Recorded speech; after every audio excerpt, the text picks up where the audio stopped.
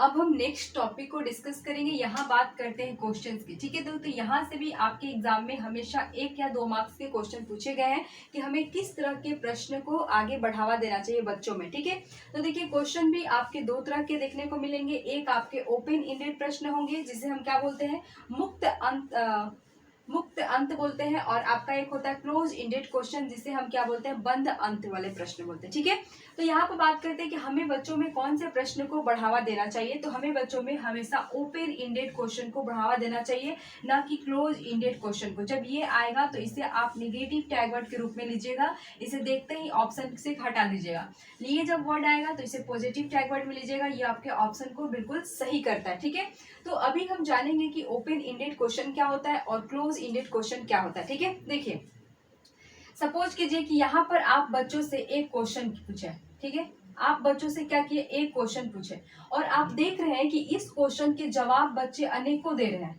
बहुत सारे इस क्वेश्चन के जवाब है, यानी कि एक क्वेश्चन है और इसके अनेकों क्या है, अनेकों आपके आंसर है। ठीक है तो एक क्वेश्चन के अनेकों उत्तर अगर मिलने लगे तो वो कैसा क्वेश्चन है, वो आपका ओपन इंडेड क्वेश्चन है। ठीक है वही बात करते हैं क्लोज इंडेड क्वेश्चन की। तो देखिए मान लेते हैं बच्चों से आपने एक क्वेश्चन किया, ठीक है और सारे बच्चों ने मात्र एक उत्तर दिया। ठीक है इस एक क्वेश्चन के सिर्फ एक उत्तर, एक क्वेश्चन और एक आपका इसका आंसर है, यानी कि हम इसमें से चाह कर भी दूसरा आंसर नहीं दे सकते हैं। एक क्वेश्चन है आपका, उसका सिर्फ और सिर्फ एक ही उत्तर होगा, तो वो कैसा क्वेश्चन होगा, वो होगा क्लोज इंडेड प्रश्न। ठीक है तो पहले हम जानते हैं ओपन इंडेड प्रश्न क्यों डेवलप करना चाहिए बच्चों में। तो देखिए हमने लिखा है कि इसमें एक प्रश्न के बहुत सारे जवाब होंगे, बहुत सारे उत्तर होंगे, जैसे कि आप यहाँ पर देख सकते हैं। ठीक है जब ऐसे प्रश्न बच्चों के सामने आएंगे तो देखिए ऐसे प्रश्न बच्चों में क्रिएटिविटी, ठीक है इसके बाद क्यूरियोसिटी, जिज्ञासा और थिंकिंग प्रोसेस को बढ़ावा देता है, जिससे बच्चे मल्टीपल आंसर दे सके। देखिए थिंकिंग प्रोसेस क्या है, जब बच्चों से आप कोई एक क्वेश्चन पूछेंगे तो बच्चा सोचने लगे इसका हम जवाब देंगे, क्या दे दम जवाब, मन में उसका दम तरह तरह की थिंकिंग आए कि इसका ये आंसर होगा, इसका ये आंसर होगा। ठीक है क्यूरियोसिटी, बच्चों में जिज्ञासा आएगी कि हाँ इसका जवाब हम दे रहे मतलब अंदर से जिज्ञासा आएगी इस प्रश्न का जवाब देने के लिए। ठीक है कि ये इसका उत्तर ये भी होगा, इसका उत्तर ये भी होगा, इसका उत्तर ये भी होगा। ठीक है तो बच्चों में जिज्ञासा आएगी, बच्चों में क्रिएटिविटी आएगी। ठीक है जिससे बच्चे क्या करेंगे, मल्टीपल आंसर देने लगेंगे। जैसे कि क्लास में आपको क्वेश्चन पूछते हैं तो देखते हैं अचानक सारे बच्चे अलग अलग आंसर देने लगते हैं। तो वो किस तरह के क्वेश्चन होते हैं, वो होते हैं ओपन इंडेड क्वेश्चन, और ये बच्चों में क्रिएटिविटी को बढ़ावा देता है, बच्चों में क्यूरियोसिटी को बढ़ावा देता है, बच्चों की थिंकिंग प्रोसेस को वो बढ़ने देता है। बहुत सोचने, जैसे कि सोचने समझने की जो क्षमता है बच्चों को, वो आगे तक ले जाता है इस तरह के प्रश्न पूछने से। ठीक है जैसे कि आप यहाँ पर देख सकते हैं कि वाटर का हमारे लाइफ में क्या यूज है। अगर बच्चा से इस तरह के क्वेश्चन पूछा जाए कि बताओ वाटर का हमारे लाइफ में क्या यूज है, तो क्या हमेशा सभी बच्चों का जवाब एक होगा, नहीं होगा। सभी बच्चे अलग अलग तरह के जवाब देंगे, अपने अनुभव के थ्रू देंगे, अपने प्रोसेस स्किल के थ्रू देंगे, अपनी थिंकिंग स्किल के थ्रू देंगे। बच्चों में जिज्ञासा आएगी, हम देंगे जवाब, इसका ये जवाब होगा सर, इसका ये भी जवाब होगा सर, इसका वो भी जवाब होगा। तो इसके अनेकों आपको आंसर मिल जाएंगे। जब अनेकों आपके इसके आंसर मिलेंगे तो इस तरह के प्रश्न कैसे होंगे, ओपन इंडेड प्रश्न। और हमें ओपन इंडेड प्रश्न को ही बच्चों के बीच क्या करना है, बढ़ावा देना है। ठीक है तो यहाँ से आपके एग्जाम में हर बार एक क्वेश्चन देखने को मिलता है। अब बात करते हैं हम क्लोज इंडेड प्रश्न क्या होते हैं। तो देखिए मैंने बताया कि इसमें आप कोई भी क्वेश्चन कर लीजिए, सिर्फ उसका एक ही जवाब होगा, और सभी बच्चों को मालूम है कि चलो इसने तो जवाब दे दिया, अब क्या एक ही जवाब को बार बार देना है। बच्चों की थिंकिंग प्रोसेस रुक जाएगी। यहाँ पर बच्चा कहेगा चलो एक ही जवाब है, सबने दे दिया, या फिर किसी एक ने दे दिया, हो गया। बच्चा इससे सोच ही नहीं सकता आगे। तो यह क्या है कि इसमें एक प्रश्न का सिर्फ एक ही उत्तर होता है, आंसर आपका फिक्स्ड होता है, आप इसमें आंसर को चेंज नहीं कर सकते, आंसर आपका फिक्स्ड होता है, फैक्ट बेस्ड होता है। फैक्ट बेस्ड ये क्वेश्चन होते हैं जो आपके ये क्लोज इंडेड प्रश्न होते हैं, तथ्यों पर आधारित होते हैं। ठीक है जैसे कि एक क्वेश्चन इसमें पूछा है कि सूर्य है हमारा सन, वो किधर से उगता है। ठीक है तो आपका इसका सिर्फ एक ही उत्तर होगा कि यह आपका पूर्व दिशा से उगता है, सिर्फ आपका एक उत्तर है। क्या इसमें बच्चे चाहकर भी दूसरा उत्तर देंगे, नहीं दे सकते हैं। तो ये क्या है, बच्चों की थिंकिंग प्रोसेस को बढ़ने ही नहीं देता है। बच्चा सोचेगा ही क्यों आगे, जब उसको मालूम है कि चलो सूरज पूरब से उगता है, किसी ने एक ने जवाब दे दिया, हम क्यों सोचे। लेकिन यहाँ पर बात है कि कोई टीचर ने किसी से पूछा कि चलो बता वाटर का यूज क्या है, तो इसमें दूसरे बच्चे भी हाथ उठाएंगे, सर हम दे रहे जा, सर हम दे रहे जा, यानी कि ये बच्चे की थिंकिंग प्रोसेस को बढ़ाता है। ये आपका ओपन इंडेड क्वेश्चन। ठीक है तो हमें एग्जाम में क्लोज इंडेड प्रश्न को देखते ही अपने ऑप्शन से क्या करना है, हटा देना है। ठीक है आपके आंसर हमेशा सही होंगे। ओपन इंडेड प्रश्न समझ में आए कि ओपन इंडेड प्रश्न क्यों बच्चे में जरूरी है, बच्चे को बढ़ावा देने के लिए क्या करना है, ओपन एंडेड प्रश्न ही पूछना है, ठीक है। तो चलिए अभी हम इस पर जो क्वेश्चन आपको एग्जाम में आते हैं प्रीवियस ईयर, तो इसको हम देखते हैं कि इस टॉपिक से आपके किस तरह के क्वेश्चन एग्जाम में पूछे गए हैं, ठीक है। चलिए अब हम कुछ क्वेश्चन को डिस्कस करते हैं। देखिए यहाँ पर कह रहा है कि निम्नलिखित में से मुक्तोत्तर प्रश्न की पहचान करें, ठीक है। तो मुक्तोत्तर प्रश्न को क्या बोलते हैं, ओपन एंडेड क्वेश्चन। अब बात करते हैं ओपन एंडेड क्वेश्चन। अभी आपने देखा कि एक क्वेश्चन है और इसके बहुत सारे आपको आंसर देखने को मिल जाएंगे, ठीक है। और इस एक क्वेश्चन पर बच्चे बहुत सारे अपना अलग अलग प्रतिक्रिया देंगे, सोचेंगे, समझेंगे, अनेक विचार आएंगे, थिंकिंग प्रोसेस उनका शुरू हो जाएगा। तो वैसे क्वेश्चन को यहाँ पर ढूंढना है, ठीक है, ओपन एंडेड प्रश्नों को, ठीक है। तो चलिए यहाँ पर बात करते हैं कि देखिए यहाँ पर कह रहा है, पहला कह रहा है ऑप्शन कि मानव सेलुलोज को क्यों नहीं पचा सकता। देखिए सेलुलोज क्या होता है, तो हमारा जो प्लांट है उसकी कोशिका भित्ति सेलुलोज की बनी होती है। जो लकड़ी सटा रहता है ना पौधे के बाहरी भित्ति, तो वो क्या होता है, कोशिका भित्ति सेलुलोज की बनी होती है, जिसको मानव क्या होता है, पचा नहीं सकता है, ठीक है। तो मानव क्या कोशिका को सेलुलोज को पचा नहीं सकता है। तो यहाँ पर कह रहा है कि मानव सेलुलोज को क्यों नहीं पचा सकता है। इसका बच्चे एक लाइन में उत्तर दे देंगे जो आपको बुक में देखने को मिल जाएगा। सेलुलोज किसका बना होता है, पॉलीसेकेराइड का। बस एक लाइन का उत्तर है, सभी बच्चे इसका आंसर दे देंगे। यहाँ पर कह रहा है कि क्या होगा यदि मानव सेलुलोज को पचा सके। यहाँ पर बात ही पलट दिया कि अगर ठीक है मानव सेलुलोज को नहीं पचाता, इसका समझ रहे हैं, लेकिन क्या होगा यदि मानव सेलुलोज को पचा सके, ठीक है।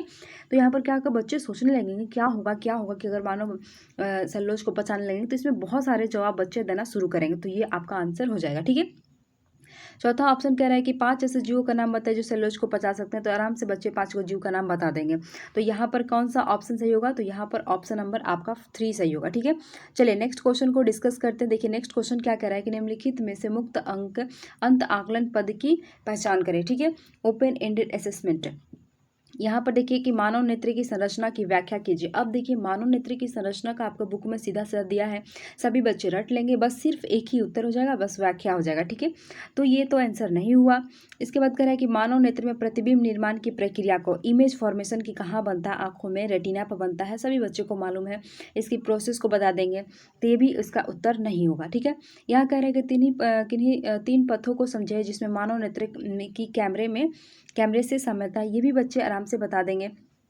इसके बाद देखिए क्या कह रहा है कि क्या होता है यदि मानव नेत्र में द्विनेत्री दृष्टि नहीं हो। अब देखिए बात कर देते हैं कि तुम डायरेक्ट बता दो कि हमारा अगर जो मानव नेत्र है उसमें द्विनेत्री दृष्टि नहीं होता तो क्या होता है, ठीक है। तो इसमें बच्चे बहुत सारा जवाब देना शुरू कर देंगे कि हम क्या नहीं देख सकते, कहाँ का नहीं दे सकते हैं, ये चीज़ें बच्चे बहुत बताना शुरू करेंगे। तो ये जो ऑप्शन आपको दिख रहा है ये इसका आंसर हुआ, कौन सा ऑप्शन नंबर आपका, कौन सा 4, ठीक है। चलिए नेक्स्ट क्वेश्चन को डिस्कस करते हैं। देखिए नेक्स्ट क्वेश्चन कह रहा है कि निम्नलिखित में से कौन सा प्रश्न अपसारित प्रश्न है। देखिए ओपन एंडेड को ही डाइवर्जेंट क्वेश्चन कहते हैं और क्लोज एंडेड को कन्वर्जेंट क्वेश्चन कहते हैं, ठीक है।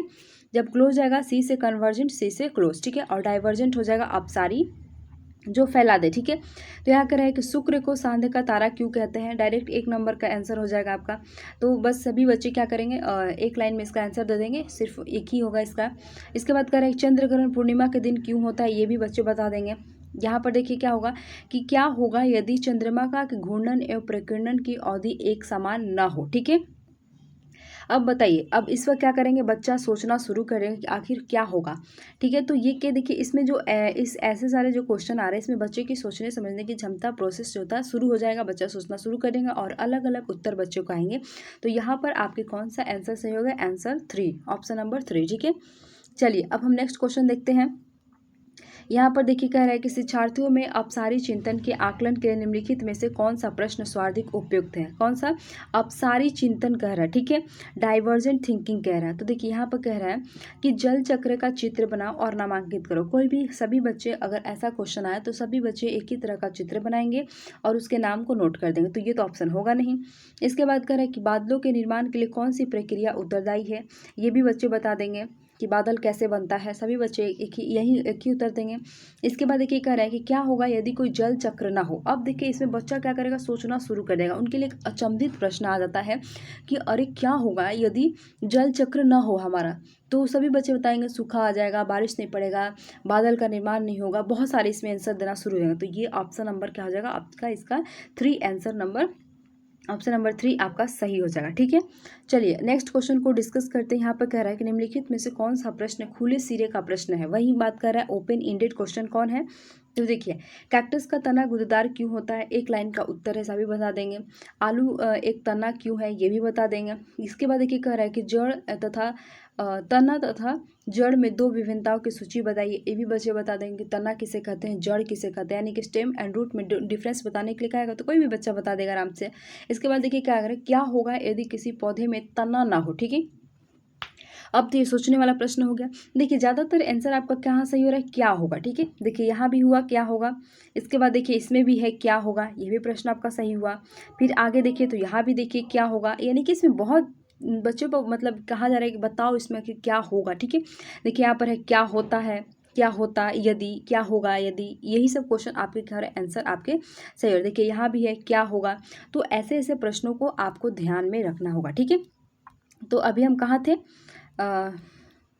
यहाँ पर थे, तो ये आपका क्या हो जाएगा, ये इस देखिए निम्नलिखित में से कौन सा प्रश्न खुले हैं, तो यहाँ पर कह रहा है क्या होगा यदि किसी पौधे में तना ना हो। ये आपका क्वेश्चन दे दिया बच्चों को पूछने के लिए कि क्या होगा, तो बच्चा इसमें जवाब देना शुरू करेगा, उसका सोचने की प्रोसेस यहाँ से शुरू हो जाएगा। ठीक है, चलिए नेक्स्ट क्वेश्चन को देखते हैं। यहाँ पर कह रहा है कि विज्ञान में अपसारी प्रश्न शिक्षार्थियों की मदद करता है। देखिए कैसे, अपसारी प्रश्न की बात करें तो वही बात कर रहा है आपका डाइवर्जेंट वाले क्वेश्चन। बहुल विचारों का विकास है, बहुत सारे बच्चों का क्या होगा, डेवलप्ड मल्टीपल व्यूज, यानी कि बच्चे बहुत कुछ सोचना शुरू करेंगे। ठीक है, बहुत सारे उनके चिंतन कार्यनीतियों के सुधार में है। देखिए उनकी चिंतन, इनका चिंतन प्रोसेस मैंने क्या बताया था कि थिंकिंग जो होता है इम्प्रूव करेगा, अलग अलग तरीके से बच्चे सोचेंगे। ठीक है, तो ये भी ऑप्शन सही है। कचाकच परिचर्चाओं में व्यस्त रखने में, यहाँ पर देखिए बच्चे को क्लासरूम में इंगेज होगा, बच्चा डिस्कशन करना शुरू करेगा, क्योंकि भाई अब तो उसका आंसर सबको ढूंढना होगा। मान लेते कोई टीचर ने प्रश्न किया और वो प्रश्न बहुत अचंभित है, तो हम लोग अपने दोस्तों से पूछते हैं ना कि क्या होगा, ऐसा होता क्या इसका आंसर होगा, मतलब बच्चे क्या करें, डिस्कशन करना शुरू कर देंगे। तो ये भी आपका ऑप्शन सही होगा। एक उत्तर तक पहुँचने, देखिए इस तरह के प्रश्न, अब सारी प्रश्न में एक उत्तर होता ही नहीं, तो एक उत्तर तक पहुँचने में कहाँ से हो जाएगा, तो ये ऑप्शन आपका गलत हो जाएगा। तो यहाँ पर कौन सही हुआ, ABC, यानी कि आपका ऑप्शन नंबर क्या हो जाएगा, ऑप्शन नंबर ए सही है, ABC। ठीक है, चलिए अब नेक्स्ट क्वेश्चन को डिस्कस करते हैं। नेक्स्ट क्वेश्चन कह रहा है निम्नलिखित में से कौन सा मुक्त अंत वाला प्रश्न है, वही बात है, ओपन इंडेड क्वेश्चन। तो देखिए आप कह रहा है व्यक्त कीजिए कि किस प्रकार पशु जीवन वनोन्मूलन से प्रभावित होता है। तो ये भी बता देगा कि कैसे पेड़ कट रहे हैं और कैसे पशुओं को जीवन मतलब दिक्कत हो रहा है। तो ये आराम से कोई भी बच्चा इसका जवाब दे देगा, तो ये तो होगा नहीं। यहाँ पर कह रहा है क्या होगा यदि हमारे पास लकड़ी नहीं होती। ठीक है, अब देखिए यहाँ पर आगे ना क्या होगा, तो कह रहे क्या होगा यदि हमारे पास लकड़ी नहीं हो। अब इसमें बहुत सारे बच्चे जवाब देना शुरू करेंगे कि मैम घर का चूल्हा नहीं जलेगा, पशुओं के लिए चारा नहीं आएगा, घर नहीं बनेगा, बहुत सारे इसमें जवाब देना शुरू करेंगे लकड़ी नहीं रहेगी तो ये आपका ऑप्शन क्या हो जाएगा, सही हो जाएगा। ठीक है, नेक्स्ट क्वेश्चन नहीं, यहीं पर आपका ये समाप्त होता है। तो वीडियो पसंद आए तो वीडियो को लाइक करिएगा, चैनल को सब्सक्राइब करिएगा, और जो भी आपको साइंस पेडागोजी का कंटेंट पढ़ाई हो रहे हैं आप उसको बहुत अच्छे से ध्यान से पढ़ते रहिएगा, यहीं से आपके एग्जाम में क्वेश्चन देखने को भी मिलेंगे। ठीक है, बस पे अपना प्रैक्टिस करते रहिएगा प्रीवियस ईयर क्वेश्चन को। तो चलिए हम लोग क्लास को यहीं समाप्त करते हैं। वीडियो पसंद आए तो वीडियो को लाइक करिएगा, चैनल को सब्सक्राइब करिएगा। तब तक के लिए बाय बाय।